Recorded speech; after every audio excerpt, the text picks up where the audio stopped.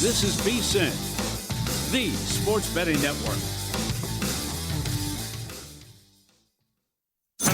This is Money Moves on VSiN, the Sports Betting Network. Let's get into it. Happy Thursday as we welcome you into Money Moves on VSiN, the Sports Betting Network, Sirius XM Channel 158. Stormy Bonatoni, Jonathan Von Tobel with you. We're live as always from downtown Las Vegas, Circa Resort and Casino. Lots to get to over the course of the next couple hours. And you had an unexpected late game sweat last night. You were texting me about that. I, by the way, do not feel bad for you. Why? Because I didn't know that it happened first and foremost. But then, well, you gave up. You turned the game off. We're talking about Cavaliers and Hornets from last night, by the way. Go ahead, continue. Second layer of this, because it's a Hornets loss. So I mean, okay, I'm going to. You still cashed your ticket. No, either way, I think I'm going to call you out a little bit here. Let us not pretend that we have some deep-seated love for this Hornets team that goes back decades. Okay. So I don't think you're allowed to. At least for me, dating back to 2018, I have cared about Buzz City. Have you? Not by choice, yes. Were you there when LaMelo Ball first broke onto the scene with Miles Bridges? And James Borrego took this team to a play-in spot, and then they got absolutely housed. Were you there? Because I was. Yes. I've believed in this team forever. I haven't believed in this team, but I've been watching them, sadly. Anyway, last night, the Charlotte Hornets take on the Cleveland Cavaliers. And there are two people that I'm angry at here, by the way. Okay. First off, you, just because. Second, thank you. Kelly Bidlin yesterday. For those who did not watch, the Cleveland Cavaliers get off to a tremendous start. They're up 29-8 somewhere in the first quarter. Kelly Bidlin had texted me right before the game and said, hey, what do you guys like in this Hornets-Cavs game? Okay. I'm thinking I'm leaning Hornets. And I said, well, I bet the Cavaliers earlier in the day at -2.5. When they go up by 21 points, I get a wow, good job text from Kelly Bidlin. Oh, no, you don't do that, To which Kelly. then the Hornets cut it down to 11 at one point. I respond eventually and say, Kelly, I hate you, bro.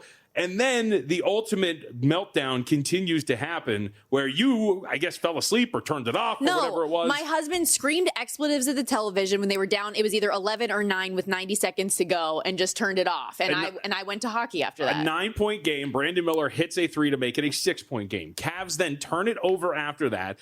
Then Con Knipple hits a layup, so we're down to a 4-point game. A game in which they were up by 21 points. All that in these 90 seconds that we turned it off. You turned this off, yes.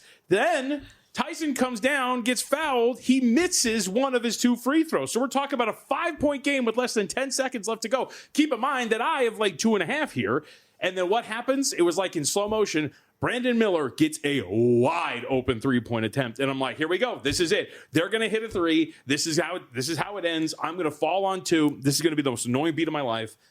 Rim, clanks, free throws. We're all good. They go on to cover the game. But holy smokes, would have been one of the worst beats I think I've suffered of the season. Well, cash the ticket, breathe your sigh of relief. You're fine. Meanwhile, another couldn't help but notice in the NBA as well. I guess the players only meeting ultimately worked for the Knicks. They didn't double up the Nets, but not far off. 120-66, a 54-point win, franchise record in scoring for them.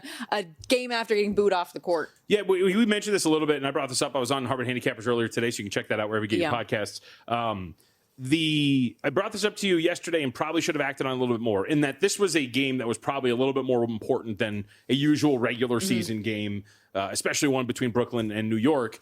The Knicks were on that 4-game losing streak. Everything's falling apart. They had the meeting, as you mentioned, and now you have to take on the Nets at home.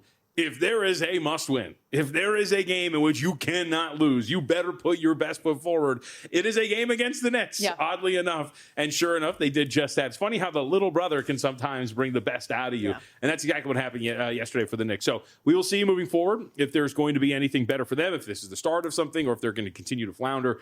But situationally, that's one of those non-data points, isn't it? It's one of those where you're looking at this and going, if you're going to get a rally the troops moment where everybody's going to be kind of focused and in step with one another, it's probably in this spot against a in-state rival that you cannot lose to. And if you do, it might get worse. Well, good for them. They got it done and never in doubt. It was a double-digit spread for them. But covering at the margin that they did, certainly trending in the right direction. I was actually more dialed into hockey last night. We had a lot of good games on the ice. I think 4 of the 6 came down to 1-goal games, 3 of those in overtime, including my Ducks, baby. And I say my Ducks because they are a team that I have a bet on to make the playoffs this season at 3-1. They went through this really, really ugly stretch, but reeled off 5 straight wins, including beating the freaking Colorado Avalanche last night. Let's go. In what was a super weird win, like if you're just looking at the box score, they were outshot 41-16 in that game. So, the goaltending off the charts for Anaheim, and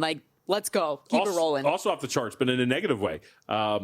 My hockey futures portfolio, since I have bet the Detroit Red Wings to, I always have trouble with that, Red Wings to miss the playoffs, they've won 3 straight, including last night. Can you let me down anymore, Toronto? I mean, what the hell was that?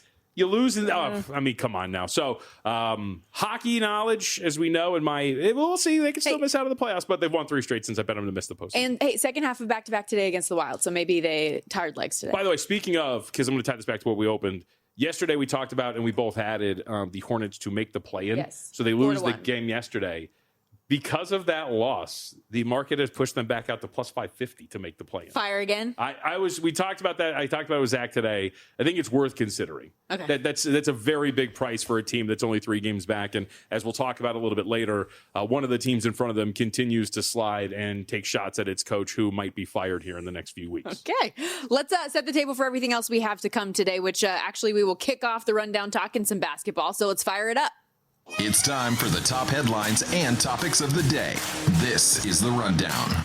You mentioned the podcast, Hardwood Handicappers. We will have plenty of hardwood handicapping today, not only with the NBA slate, but a good bit of college basketball on deck for us today as well. No top 25 teams in action, but still 41 D1 games, and we're going to have Greg Hoops Peterson on the program to help us break it all down. Yes, we are. Very excited to talk to Greg, and also, I think one of the more interesting stories, again, we talked about him a lot last year, the Fighting Doug Gottlieb 6-3 in Horizon League play, and they are taking on Youngstown State today, so that'll be an interesting game later today. Youngstown State, a 7.5-point favorite, despite being 2-7 in Horizon League play. Also, we have to get back to last night because our Lopes pulled it off with a little bit of controversy last night against the San Diego State Aztecs. And a game in which the number mattered, by the way. Very much so. This was, you could get 1.5 either way on San Diego State or Grand Canyon. Grand Canyon ends up pulling off a 1-point win there. We will also talk plenty of NFL today from both a game standpoint and the coaching carousel as that continues. We talked a little bit about how the Bills have directed course since firing Sean McDermott. They've begun their interview process, and the odds for next head coach are pretty interesting. Yeah, we also have a coach that is absolutely sticking up a middle finger to his former team, so we'll tell you who that is with some of his decision-making already. Yep, and plenty of AFC and NFC Conference Championship notes, injuries, practice reports, betting angles. We'll have a full prop breakdown as well in hour 2 with RotoWire's Jeff Erickson. And I do want to start actually here real quickly with the Seahawks-Rams game. As we were getting off the air yesterday, JVT, the Seahawks were doing their media availability, and head coach Mike Macdonald was immediately asked about how Sam Darnold is doing health-wise, dealing with the oblique that held him out of practice all week last week. Macdonald said Darnold will not be full go or throw every ball this week either. And in reaction to that, I found this brief exchange with Sam Darnold and a reporter somewhat interesting when asked about the importance of reps during the week. Take a listen. You manage your reps this week, and at this stage of the year, is it important that you get the majority of the reps, or 20 weeks in, you kind of know what you're doing? Yeah, I think it's always important to get reps throughout practice, throughout walkthroughs. So reps are always vital throughout the week. So here's why I think that's interesting, because he gave him you're going to have a lot of mental reps this week. You've been part of this offense now for a while. Like, do you really need all that repetition? He said how vitally important they are, and he's not getting them this week once again.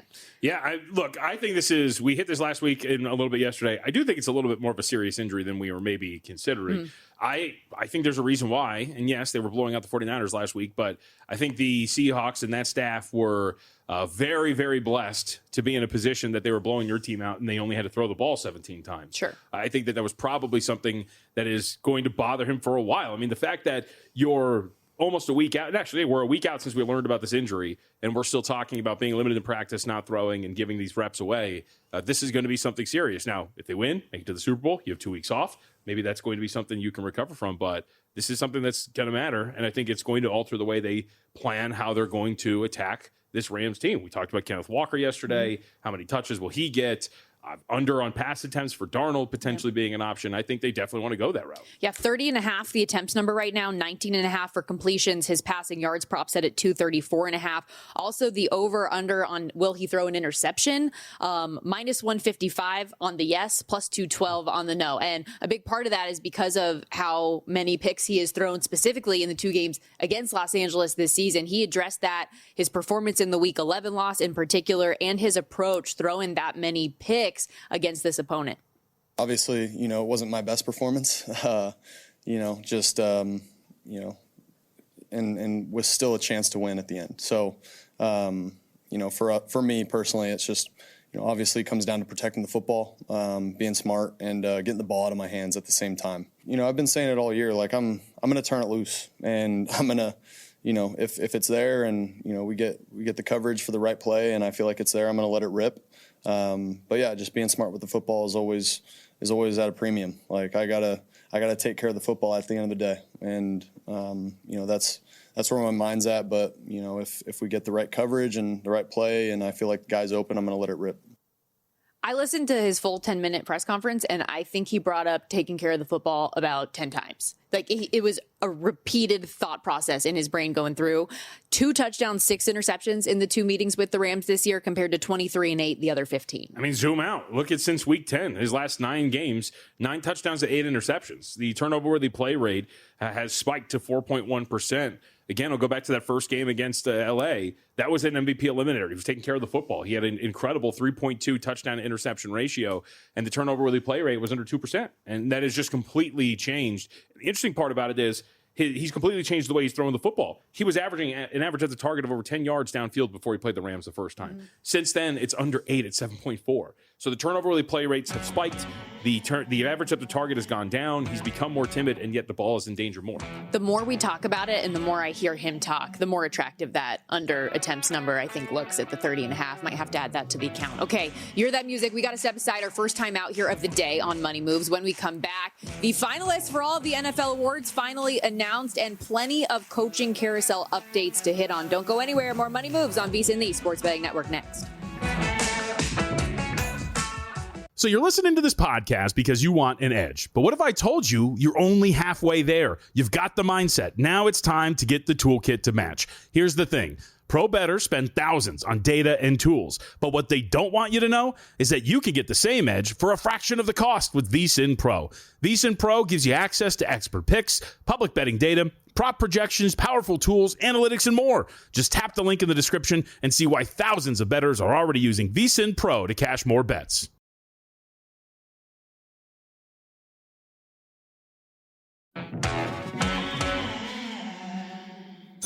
You're watching Money Moves here on VSiN, the Sports Betting Network.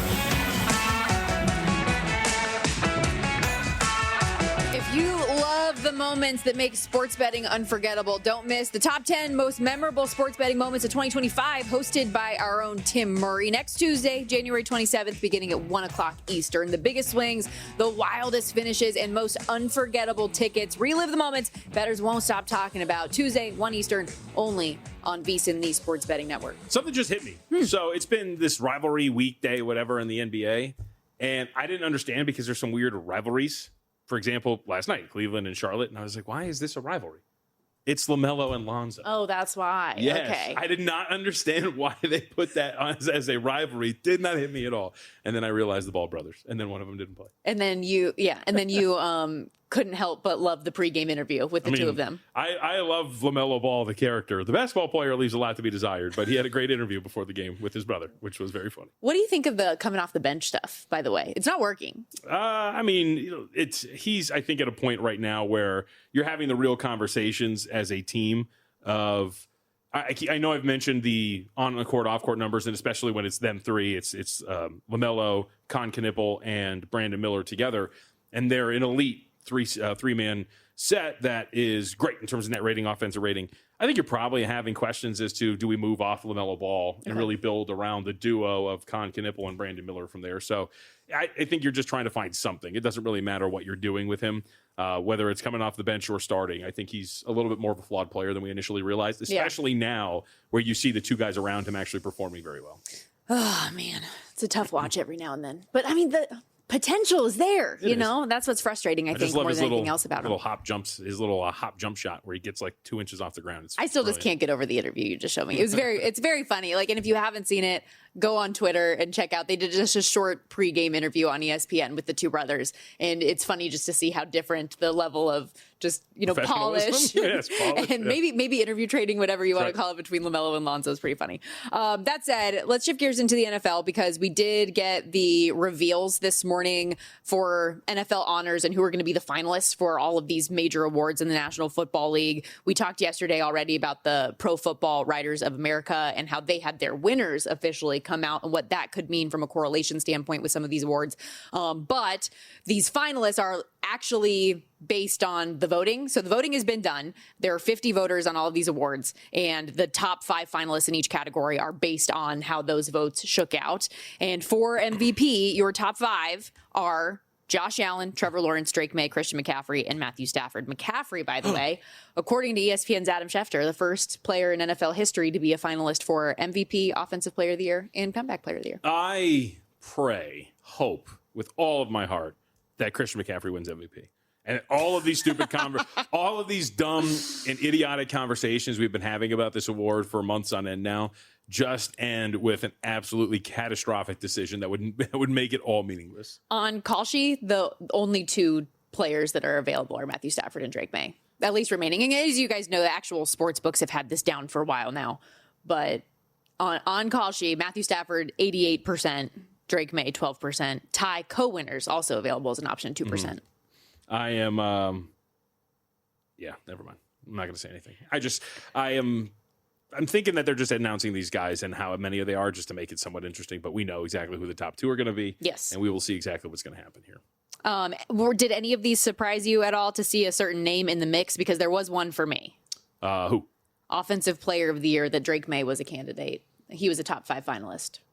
Oh, I mean, in theory, could you not? It's something we probably should have brought up, which is the voters going, you know what? We're not going to give you MVP, but let's give you Offensive Player of the Year. We did, but we discussed it in the reverse, if you remember. And the reason why we did is Tom Pelissero released the poll of the GMs and executives, and in that, Matthew Stafford was actually the runner-up for Offensive Player of the Year. He had 5 votes. So I think that what's going to be interesting, so Jackson Smith-Njigba, we should have mentioned this yesterday. We had the Pro Football Writers release their awards winners, not their finalists, their winners. Jackson Smith-Njigba won it. I could not find for the life of me how the votes broke down, so we just know that he won this. Unless somebody can find it and send it to me, I would appreciate it. I don't think that he would be able to upend Jackson Smith-Njigba, but it would be quite funny if these voters were like, well, we're going to create this arbitrary rule that he's too young to win this, and we want to give Stafford the Career Achievement Award, so let's just give the kid Offensive Player of the Year. And he eventually steals, and then we learn that he steals this from Jackson Smith-Njigba would be hilarious.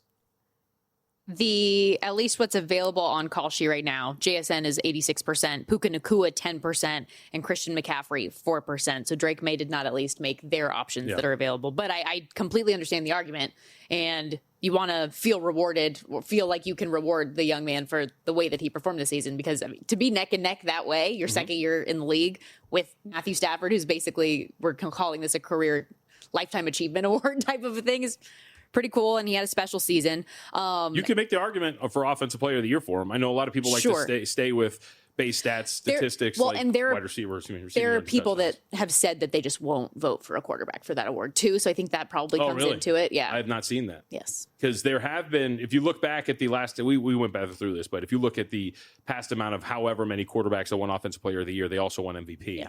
So it's usually one of those where if a quarterback wins Offensive Player, he should be the MVP. But as we saw last year, voters do not follow trends because, as we saw, Lamar Jackson win AP first, or excuse me, All-Pro first team, and then ultimately did not win MVP. For Coach of the Year, I really think that any one of these guys could win it. Liam Cohen, Ben Johnson, Mike McDonald, Kyle Shanahan, and Mike Vrabel, your top 5 finalists. Vrabel, of course, closed the big favorite when all was said and done on call sheet. The available numbers, he's at 82%. However, there were how many coaches that you could have made an argument for this year? I'm sorry, say that one more time. Who's at 82%? Mike Vrabel. I push back on that one at least. Mike McDonald did a really good job. And again, these votes are already in. I think of Mike McDonald, it's one of those where is the actual percentage for Vrabel 67% and he's still going to win it? But I think that there's a lot of people who appreciate the job Mike McDonald did. And I wouldn't be surprised if this is much tighter than the at least prediction market expectation at this point. Speaking of coaches, though, I would like to shift gears into the coaching realm of the coaching carousel that we have going on. A handful of jobs have been secured, still some to be figured out. We saw the Dolphins introduce Jeff Hafley earlier today. I'm not sure Stephen Ross might know that, but for anybody who missed the clip, he forgot his name, which was kind of funny just to watch. It's very surprising for such a young man. What did you say? Young enough to be president? There we go. But Brian Daboll interviewing with the Bills today, and I was going through some of the odds available for the Bills' next head coach on FanDuel, and he is the favorite at plus 150. Clint Kubiak, plus 340. Joe Brady, plus 360, a name that's been very trendy in this conversation. But it's the Davis Webb one, and you and I had talked about this briefly not too long ago, but for him to be so short on this board at plus 450, essentially because he is Josh Allen's really close friend. Oh, I don't think that's it, though. You don't? No. So if you listen to reports, so obviously doing local out here as well, we're covering the coaching search too. He's a sneaky candidate for the Raiders job too. By all accounts, from behind the scenes, Davis Webb has risen up to be a somewhat respectable guy in terms of being a future head coach. So it's not. I think you're right in that it is a very strong reason why he could get this job. But it's not just the Bills who are espousing some desire to potentially get Davis Webb. So I understand that there is hype and belief that he is a really strong offensive mind and could grow into a head coach. But aren't there steps to that? Maybe usually one would assume, but whatever has gone, because we can't pretend to know all the intricacies of what goes on with these teams, the conversations, what Davis Webb is responsible for. But the only thing that I know and that I can tell you is that there's multiple reports that teams are waiting for him to be available for interviews. The Bills are obviously one of them. I think the Raiders have him on the list as well, from what I understand, too. So this is going to be something pretty interesting because I'm with you. It seems like a surprising name out of nowhere. Yeah. And initially, when you hear that connection, you're like, is it the smartest thing to come in and just, hey, here's your buddy? But that is not the case. He seems to have the respect of a lot of teams right now. So do you think it's worth a look at plus 450 for those that can bet into these markets? I would say sure. Yeah. I know that. I think this was fake. I saw an errant report that Daboll was the guy, but nothing official from anybody with some sort of real credibility. So it's funny. If I were to tell you, hey, the Bills are going to hire an offensive mind that's buddies with Josh Allen, the first two names you would probably think of are Daboll and then Joe Brady, and not Davis Webb. But Webb seems to have some sort of traction for this thing. He's in Josh Allen's wedding. And I think there's a reason why, too. I think some of these teams are just sitting back and waiting. Yeah. And they haven't made a hire yet because there's probably a couple of guys, Webb included, that are amongst the names they would like to interview but are still coaching. Webb currently, for anyone who doesn't know, is the pass game coordinator for the Denver Broncos. And we actually are going to talk about him a little bit later on in the framework of Jarrett Stidham and the Broncos game against the Patriots that's coming up. Josh Allen will reportedly have an active role in participating in the upcoming head coaching interviews as they go. A couple other updates on the way out here. Brian Flores agreed to a contract extension as the Vikings defensive coordinator. Of course, he will still be interviewing for head coaching gigs, and if he gets one of those, then he will take one of those, obviously. For the Bucs, they're finalizing a deal with Falcons offensive coordinator Zach Robinson to be the new OC in Tampa. Tommy Rees following Kevin Stefanski to Atlanta as the Falcons' new offensive coordinator as well. There's the middle finger right there, by the way. Yeah. Stefanski saying, yeah, it wasn't the problem. So I'm just going to rebuild the staff that I have in Cleveland, and I'm going to show you that I'm actually pretty good at what I'm doing. Let's see how it looks. Yeah, I think I'm it's kind going to work. excited. I think he's good. So, and we didn't really touch on this yesterday, but of course the Chargers also expected to hire Mike McDaniel as their offensive coordinator. See what that pairing looks like with Justin Herbert. He, though, similar to Flores, should he get off the Ravens job, because that's the one that you would assume he wants, he would ultimately do that instead. We got to step aside. Greg Peterson talking hoops next.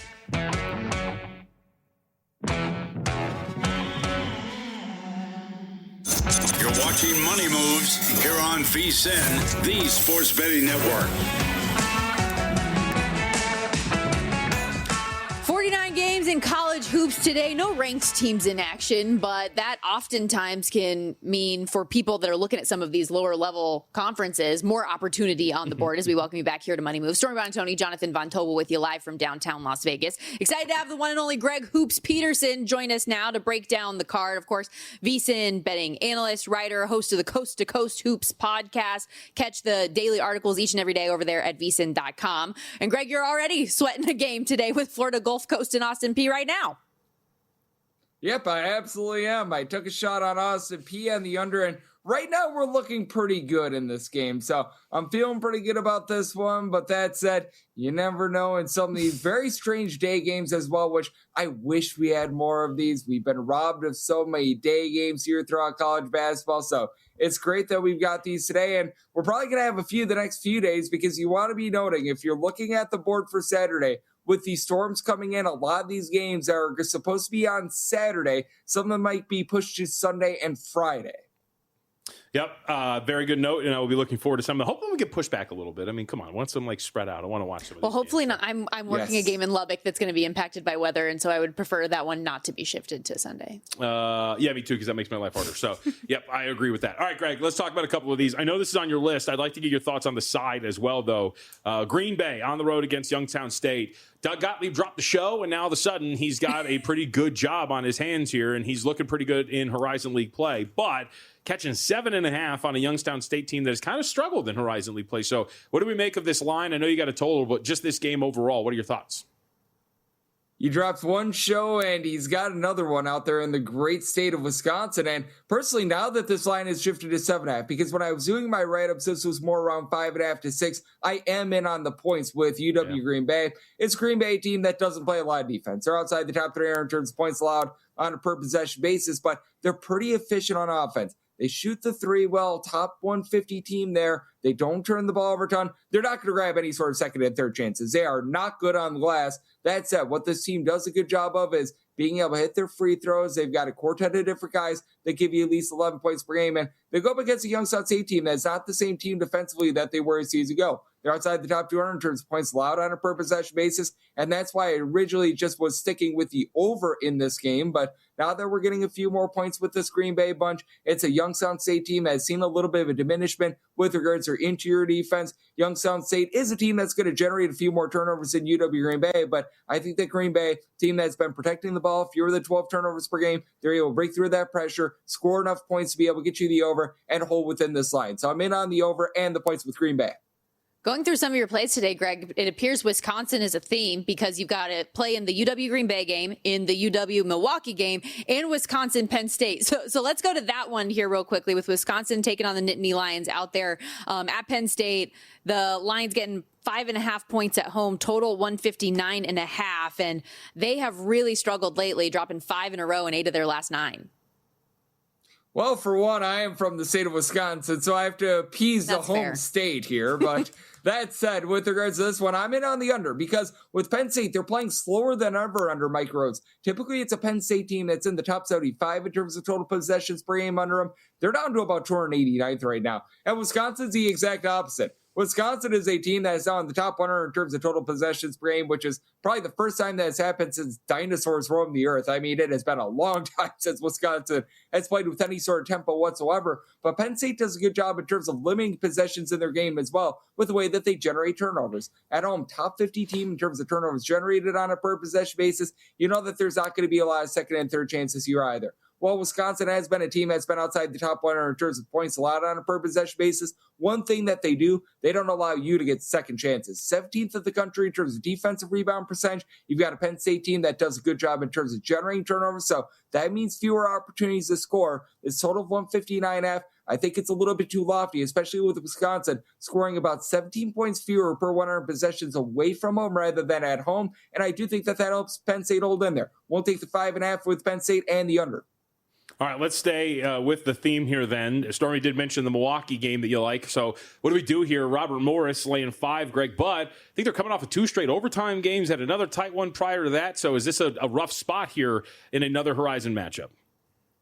It would be if it wasn't for the fact that UW Milwaukee is missing darn near everyone right now. Their top scorer, Seth Hubbard, has been out for about a month that his season is done. Danilo Jovanovic, he's their top rebounder. He's been missing the last 3 games, other than that game against IU Indy, where it was a miracle for them to cover that game. They needed a bonsai charge in the final 5 minutes to be able to get within the number. They have not been the same without him. Fazion Fields, their other top forward who is averaging 6 rebounds per game, he's been missing the last 5 games. And what Robert Morris does a good job of, grabbing second chances, 10th in the country in terms of percentage of their missed shots that result in an offensive rebound. Their weakness is turnovers. Robert Morris is 280th in terms of turnovers on a per possession basis. Guess what UW Green Bay does not do? put you under duress. They're hovering right around 300th in terms of turnovers on a per possession basis. This is a rough spot for a UW-Milwaukee team that is very, very short-handed. So I was willing to lay the number here with Robert Morris. And for UW-Milwaukee, they've been a pretty solid offense. Typically, it's been because they themselves grab a lot of second and third chances. With Fields and Jovanovic dealing with an injury, they're not going to be able to get those second and third chances, and they're not a great team from three-point range. So took a shot here on the under, and I'm willing to lay with Robert Morris. VSiN analyst and host of the Coast to Coast Hoops podcast, joining us here on the Progressive Guest Line. That's a bad slip. I'm such a child. I've had it happen to me quite a few times. Don't worry. Lord help me. Glad I'm not alone in that. And we're all 12 years old, apparently. Also, Greg has all of his college basketball lines posted up at vsin.com each and every day. And one game that wasn't on my radar, but I couldn't help but notice the number disparity between the line that you had and the market was Merrimack and Iona. Iona 1.5 point home dog in this spot. Your numbers had them laying 7, and a big difference on the total too, where we sit this number 140.5 right now, which has come down about 4 or 5 points, but you had this at 137.5 anyway, so you like the under. Yep, I'm still in on the under on this game because Merrimack is one of the slowest teams in all of college basketball. 351st in terms of total possessions per game, and it's not as if this team is shooting it well from three or anything like that. They're outside the top 250 in terms of three-point shooting percentage, and for Merrimack, they're going to get wrecked on the glass. Out of 365 Division I teams, they are 364th in terms of rebound percentage. They brought in a guy by the name of Todd Brogdon, who comes over from Stonehill, hasn't been the world's greatest fit for this Merrimack team because the lifeblood, the heart and soul of this Merrimack team is generating turnovers. And when you say, oh, they're hovering right around 65th, 70th in terms of turnovers forced on a per possession basis, that sounds good, but that's way down for this Merrimack team. Merrimack has been able to do a solid job here in Metro Atlantic play. I think that speaks to the fact that they have played a lot of the weaker teams in the conference thus far. Now you go up against an Iona team where they're not necessarily the strongest team down low. They're about 280th with regards to rebound percentage as well. But one thing they do a great job of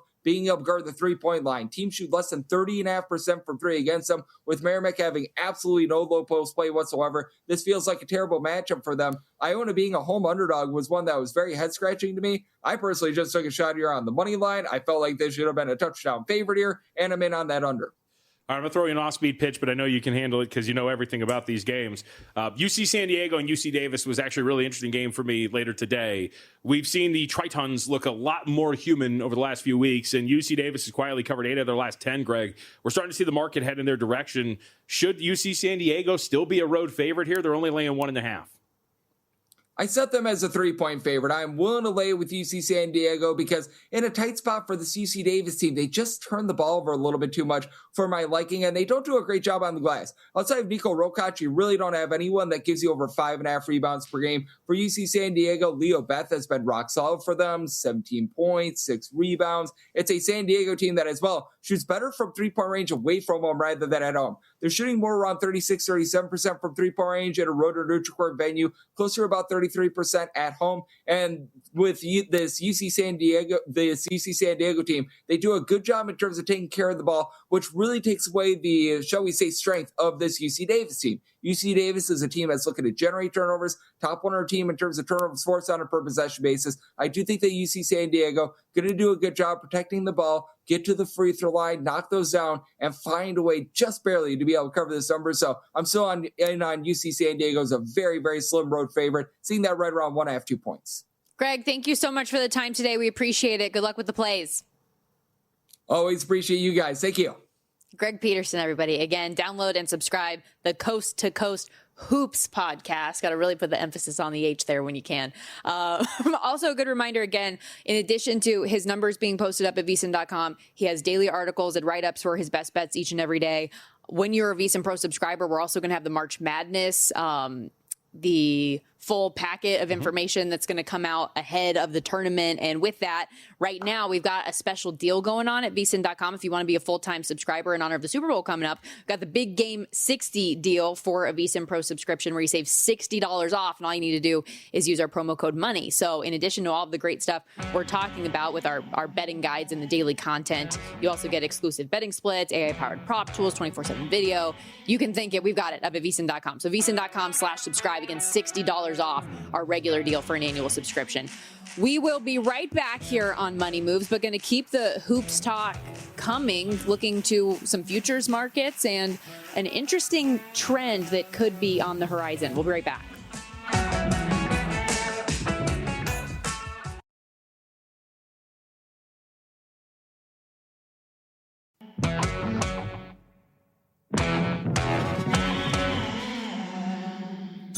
You're watching Money Moves here on VSiN, the Sports Betting Network.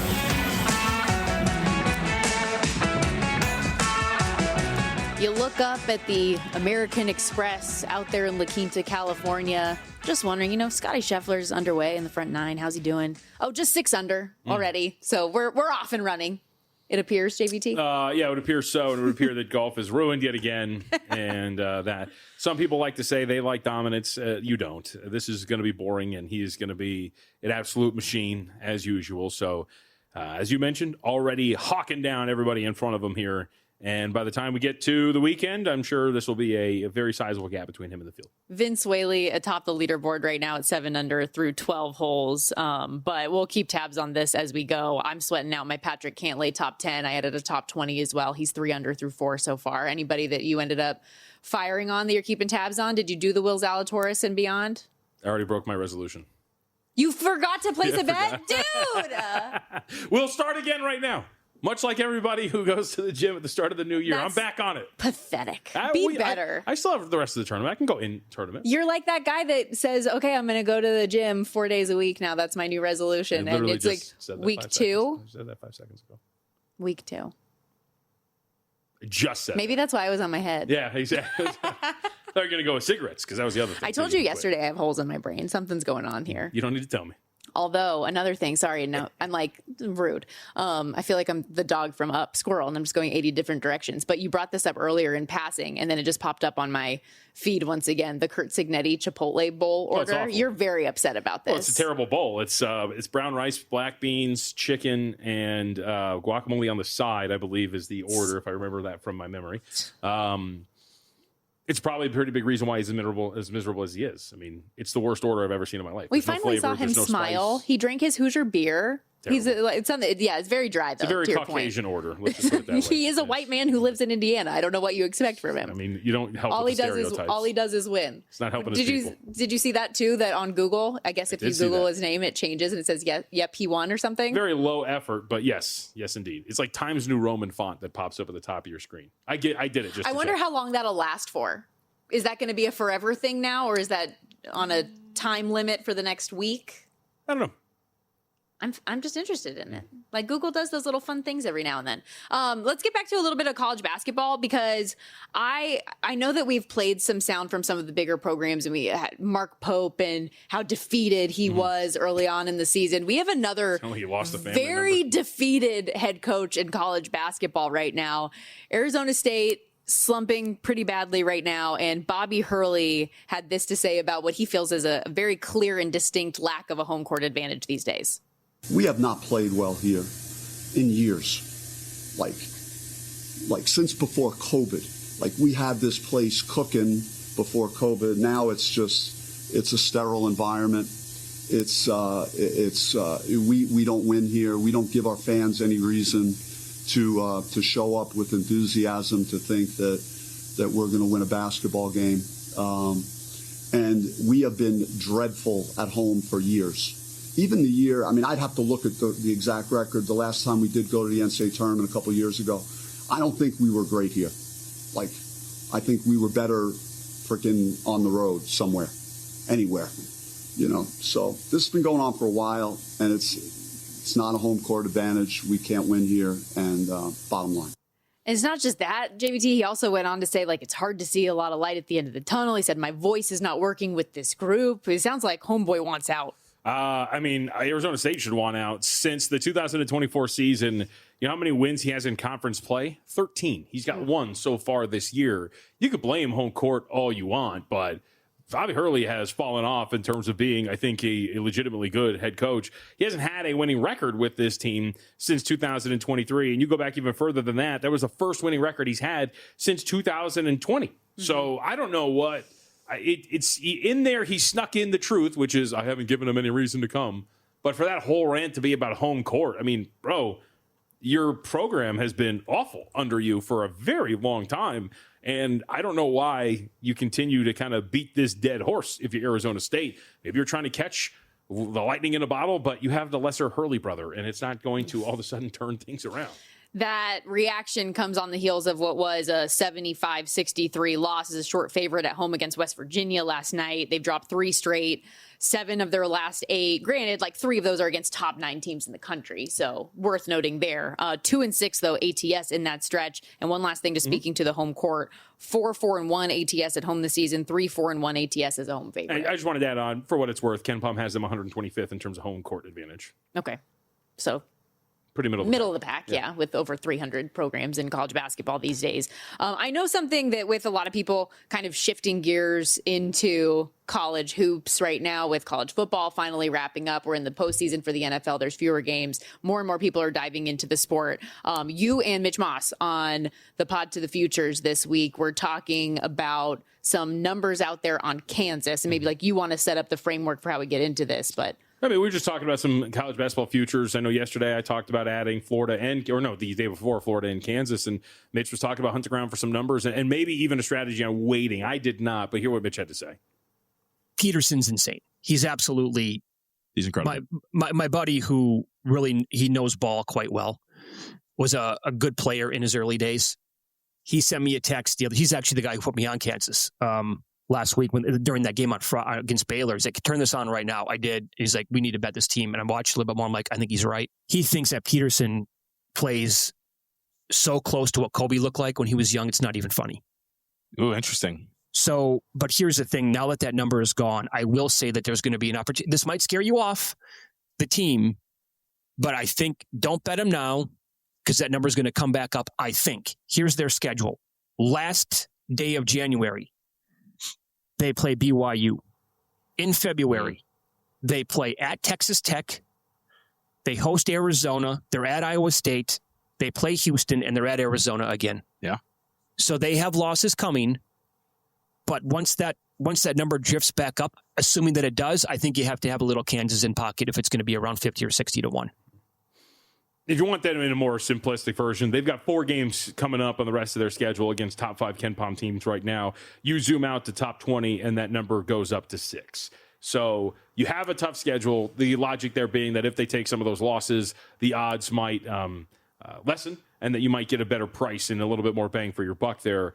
I think the argument against that, and the reason why I bet them now is, yeah, they beat Iowa State when they got them at home. They've played relatively well, and I think you might be able to sneak in some of these, and I don't want to assume that they're going to lose some of these games or if all of them against some of these top 5 programs, so I took it now, but I think the logic is sound and that maybe you get a little bit more if they start to slide a bit and take some of those losses. With Darren Peterson being such a big part of this, does the injury stuff concern you at all? He missed 9 games as a part of the first 13 games of the season. He hurt his ankle, I guess, again on Tuesday against Colorado. He finished the game, but he wasn't himself. He's got some lingering cramping issues still. He is such a core piece, I imagine, at least based on Mitch's. He's the core. Yeah, like he's what you're betting on, essentially. Yeah. So does that concern you at all? I think so. I mean, some of them are calling it a severe ankle turn. And I think one of the things that does worry you here a little bit is the fact that his camp, his people, have been very forthright in being protective of him. If you remember that stretch where he was missing that long stretch of games, there was reports that his representation was talking to Bill Self and going, well, when he's 100%, we want to make sure that he's ready to go because obviously he's probably going to be the first pick in the NBA draft. So I think that does worry you, and that's the other part about this is wait to see what's going to happen here. And I think that's going to be the one where Mitch's strategy is right. Again, I bet before the Colorado game, before the ankle turn, assuming that this was going to be a team that was going to be there. And we still could see him not miss any time. So we'll see if that's the case. But right now, I think to your point, to Mitch's point, it's worth sitting back and waiting to see what's going to happen here. They'll play on Saturday against K-State, and we'll see what his status is for that. Also, as we go for the next couple of weeks, I think we'll continue to dive into not only the futures markets for who's going to win a national title, but a lot of these miss the NCAA tournament odds and stuff. We're starting to get more of those insiders and basketball experts that are putting out their initial bracket thoughts. And obviously we know the Joe Lunardi bracketology that's always going on, but Andy Katz put out his first NCAA tournament bracket predictions earlier today. And you see the one seeds that he has, I thought were at least somewhat interesting. Arizona, Nebraska, Duke, and UConn, compared to when you look at the top 25 or even KenPom's top teams right now. On KenPom, Michigan's the number one team in the country, Arizona, Duke, Houston. The AP has Arizona number one, UConn, Michigan, Purdue. So it's a bit of a shakeup. I mean, there's a lot of teams that are going to have some pretty good candidacies for a 1 seed. So this is, I think, eventually it'll work itself out, but there's quite a few 1 and 2 loss teams that could stake a claim for being the top seed or a top seed in the NCAA tournament. He also has 10 teams from the SEC getting in, 9 from the Big Ten. 3 in the Mountain West. One of those SEC teams, by the way, is Missouri, who's plus 160 right now to make the tournament. So, look at some of this stuff, take it for what you will. Look through schedules and predict for yourself what you think it'll be. But pretty interesting stuff. We have to step aside here on Money Moves, but coming back, continuing to dive into what is Conference Championship Weekend in the National Football League. Stick around. More Money Moves on VSiN, the Sports Betting Network next.